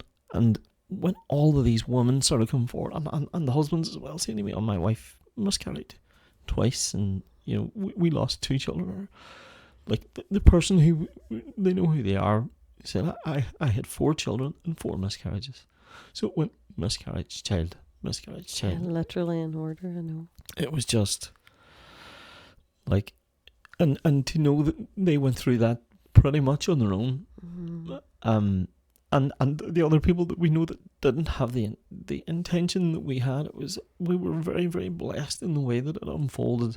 But what has unfolded since, to me, is it's birthed such a bigger thing. And like when the time comes, if the time comes, and another seed is plucked from the stars, we're in a very unique position now to navigate it however it unfolds. Yeah. I feel like, I mean, death is just a part of the cycle of life. It's death, it goes birth, death, rebirth. And I feel like this death has brought rebirth, and for like, sure, yeah. and those women being around me and me receiving in that way, when I have given in that way, but to receive from a group and to really be like, yes, it's like that reaffirming what I know in my bones to be true, that this is a collective, life is a collective experience. The beauty of life is in our relationships. It's the only and since that true treasures, really. Since that experience in particular, never mind the gatherings, you have been space holder for a couple of really beautiful ceremonies since that was about community. Yeah. And in different capacities, like, you know, rites of passage and turning certain ages and stuff like that. And every time you come back from one of these scenarios, and I'm talking to one of the people who like has been part of it, they were like, I've never experienced anything like that. And what is it really? Like those rites of passage. So for those of you who don't know, I've held rites of passage ceremony for people for their birthdays. I've held rites of passage for marriage, for birth, and for death. And that was a more intimate one. But basically, any point where somebody feels like I'm open to that, and it's always by invitation. Somebody's asked me to do this for them. Yeah. Or a faith ceremony where maybe they didn't want to follow a Christian rite, so they've had their faith honored in another way. That one I was more supportive, thankfully, than it was lovely. But it was beautiful. To be such a beautiful thing to happen. When I think back to your closing of the bones and the knock-on effect that had for us. Yeah. Sorry, it got across you. No, you're okay. I was just, what is it? What is the magic of these things? Like, okay, really it is an honouring and bringing presence to that person who is experiencing that rite of passage, of the passage of their life. It's really bringing us into presence in the present moment, into what is happening. And who is doing that with you? It is the people you love most in this world. Yeah, it's the willingness and surrender of the people who might have an idea in their head about why this should or shouldn't be a thing. But when it is. They might not even have any idea what it is. But when they give up their programming and they get into it, I mean, this year has been such a beautiful thing for so many different events that we've been to, including ones that we've organised for us, for our home, but also in this whole community. And it's a very, very exciting time. Like I said at the start of the first podcast, I was like, this is such an exciting time because I feel like there's Expansion. energetically, you can almost feel it on the air. It's like it's supercharged with it, and it just seems to be getting bigger and bigger, and more of these kind of like-minded souls are coming in, and It's community. it And is, yeah, 100%. it just shows that we are a village, and that this is like, I shared a thing yesterday. I can't even remember who it was, but they were talking about some 80-year long study that was carried in America that showed how, for longevity of life, what are the factors for longevity of life. And there's all the usual, fitness, diet, blah blah blah, but the one key factor that was different for every single person that lived longer was the quality of their relationships. Yes. And it was community. Yeah. It's this village mentality, to have community around you, not just your immediate family, because they are your kin, but they are a part of the village, of the community. And it just really struck a chord, because I feel like Starseed, when we planted her back into the earth, she planted community back into around the hearth of our home, 100%. around the fire of our home, and brought our own family closer, and also for them to experience. There's so much of what I do that even for you, and at times it's like, because you're not a woman, so you're not sitting in a woman's circle, but like there's things that people don't understand because they haven't experienced it, and it has brought even you more in the alignment of understanding. It's brought a depth to it. I understand it now. You've experienced it now a lot. And the thing is, I would be, if I'm honest, a relatively standoffish person. Anybody who has met you is going to be like, what? That is such a load of not standoffish, but I'm very, very careful of who I let in. That is very true, yes. And I would normally have to be super discerning of it, and I would be very critical of, like, is this person the type of person I want to be friends with? But this year, like, there's been nobody who has landed that I've been like, nah, they're not for me. Like, it's like when you're open to it, it kind of brings them in. But I think we've done with Starseed as well. There's been a shift in our understanding of being boundaried in energy, and having the right energies around us, and frequency first. Frequency first. You said it on the first podcast. Frequency first is the key, and that's important for us to, because with the depth of this work, and I was just chatting with my own coach about this, about when you're holding space in this way, like hearing what I was saying there about the depths that people can go to in this space. It's not a 9-to-5 job. You might do something for 2-3 hours, but the recoup on that might, depending, like if you have resourced yourself beforehand, that it actually pours into you and actually energizes you more. But sometimes if you're not, this is where it's important to have those energetic boundaries, or those boundaries, and so that you are not leaking or having, like, as we've all heard that term, an energy vampire, somebody that is caught in their suffering or whatever, that is taking, that feeling of taking. We've done a lot of work around that, and you're very discerning around that. And like, as somebody actually said, how knowing you and now knowing how you are, how they feel very honoured that they've been in our space, because we are very welcoming. But there is, Jason's, I suppose where this has come from is because of my woundings. I have poured out all over the place, not in the sense of being a vampire to others, but I mean, I've bled out for people. I've left myself with with nothing left in the tank, pouring into others because I wasn't boundaried. And Jason has seen that, and as the protector has been like, nope. So when there have people have came stands in at the gate with a spear, like it's not happening. So there has been that you've taught me a lot in that, of me being like, okay, I need to discern, be more discerning. But I feel like there's been an equilibrium there where you would have been more open. I would have been too closed off. So I feel like it's shuffled the balance a wee bit now. We're a bit more equal-footed, I think. A bit more sure-footed. Like a bit more sure-footed.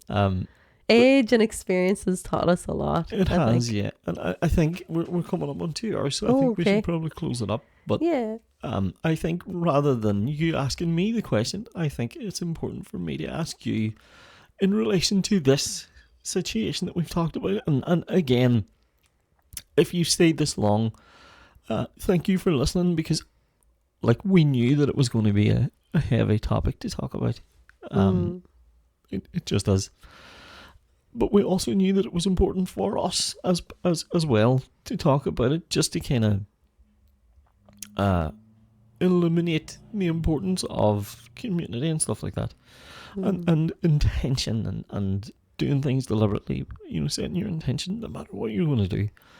But what is one thing or saying or phrase or practice that has illuminated you in this particular experience?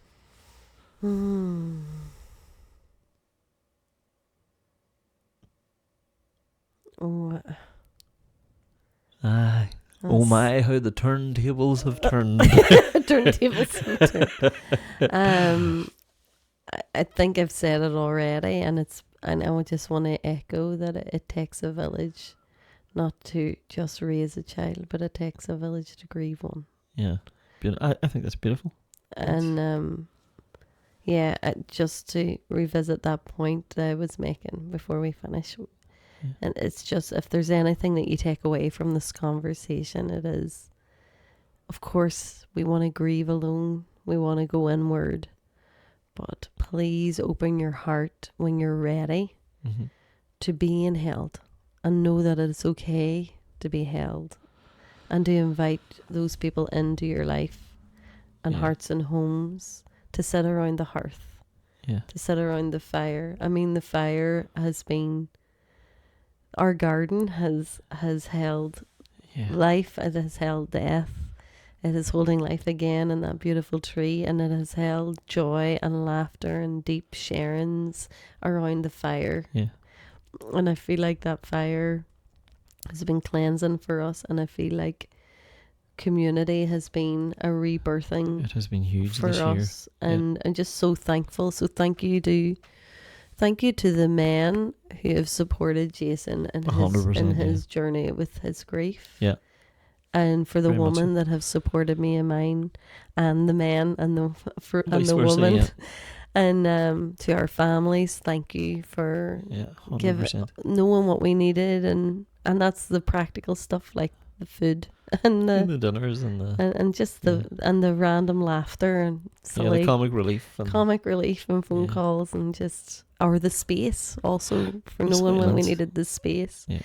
And our friends as well for the same. And thank you to Starseed for this experience. And just to say that I really hope that if you listen to this and you haven't been through this kind of a grief, and if it should knock at your door, I hope that the words of this may resonate in you, and you will remember to give yourself the permission to experience your loss and grief in the way that feels right for you, and also to trust your body. Yeah. And know that it knows The what other to thing do. I just remembered is that at the time, roughly a month after it had happened, I'll link it here. There's it'll be up here somewhere. We created a guided meditation for loss, for pregnancy loss. So if you find that you're struggling with it and don't know how to talk to someone about it or anything like that, that's the other thing. If anything that we've said resonates with you and you want to reach out. Oh, please do. Yeah. And that's Ruth and me, as the man who witnessed it and went through it, as the woman who experienced it physically and emotionally. You never have to do it alone. So if anything that we say resonates with you and you want to reach out, or you have questions, ask the questions. We'll answer. Yeah. And I have something. There's a great podcast and a book. I have it over there actually. It's called The Worst Girl Gang Ever. Yeah.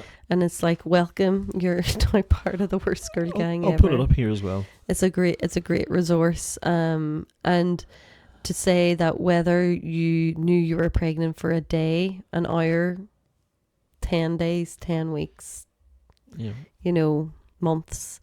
That loss, if you lose, is important and deserves to be honoured in the way that feels right for you. And equally, if you hear this and you went, "Cheekers, I had that loss and I didn't know," and like I've had women be saying like that none of this had occurred to them at all, and please do not give yourself no self-flagellation, please. Don't No give guilt. yourself a hard time. Yeah, no you guilt. do what you can with what you have at the time. Exactly. And there's no right or wrong way to process this. No. So now it's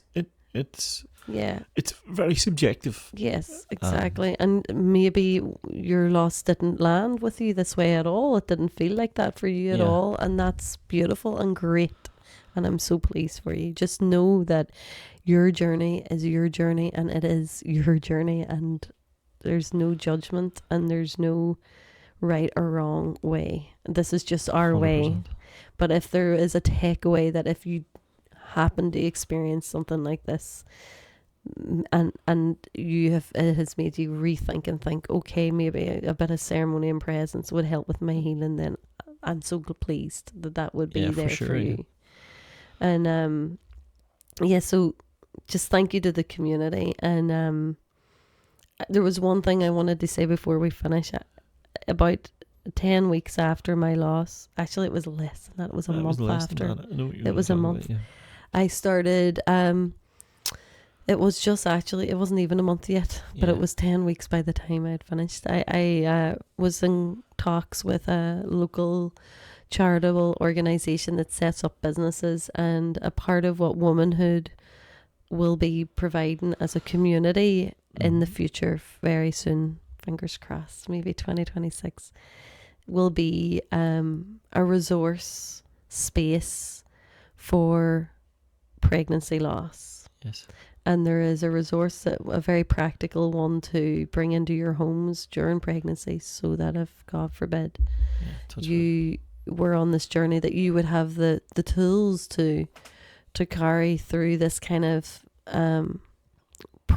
very present ritualistic loss yourself.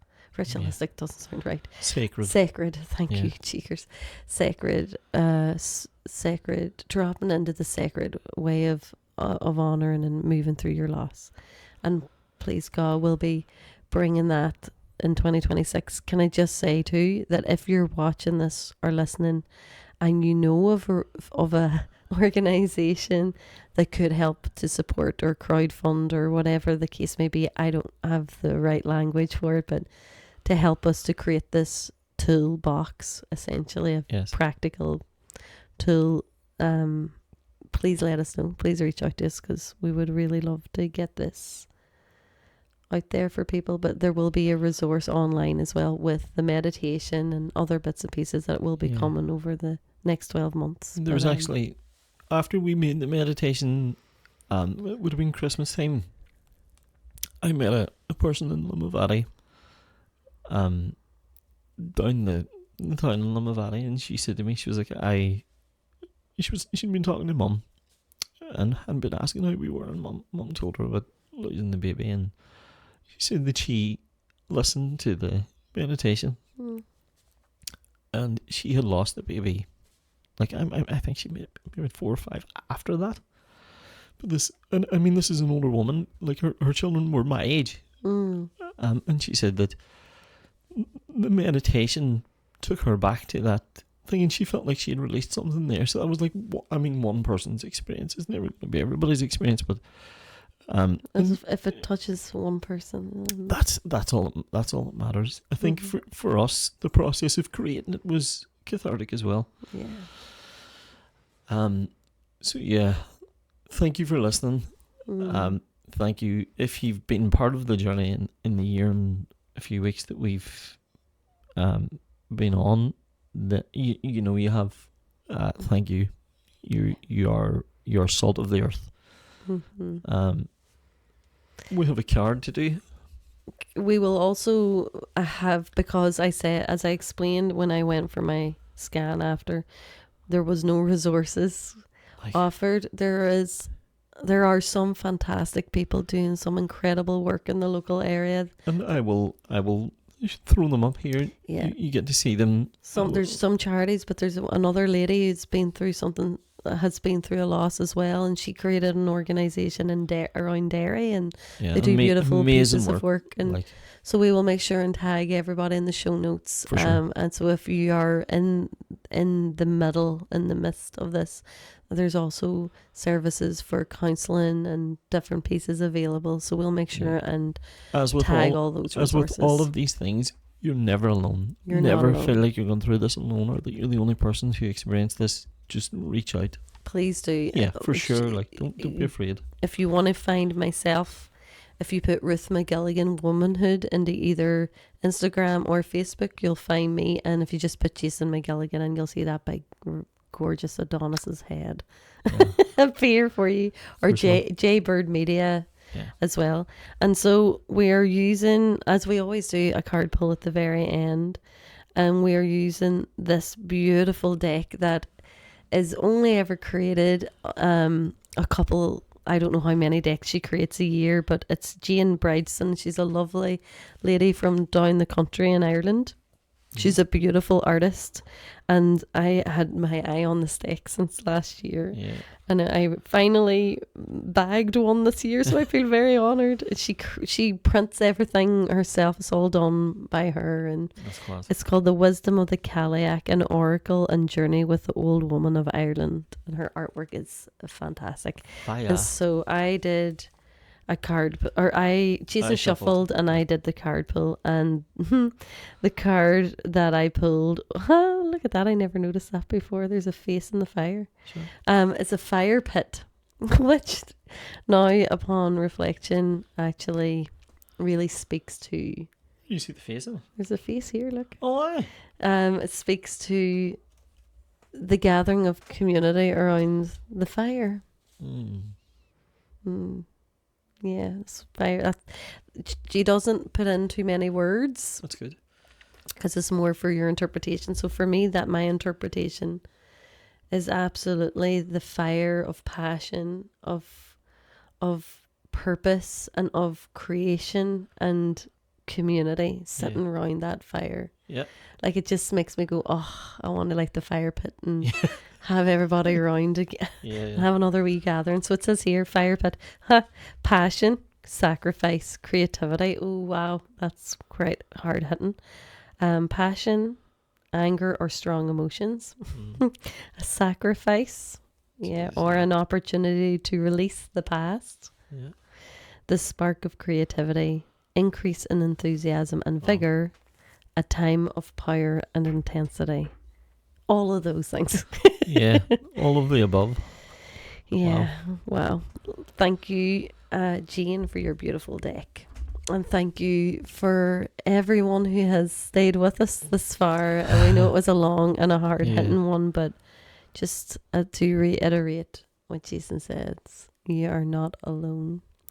Feel free to reach out, and remember, you'll always be a part of the womanhood community, and you're always welcome here. And to my beautiful husband, just thank you for this journey we've been on together, and for us actually doing this podcast.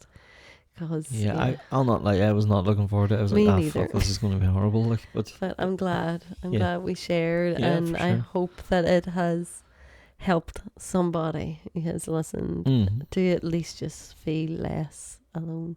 Hopefully. So from my heart and from my womb, I love you, thank you, and thank you all. Bye. Everybody.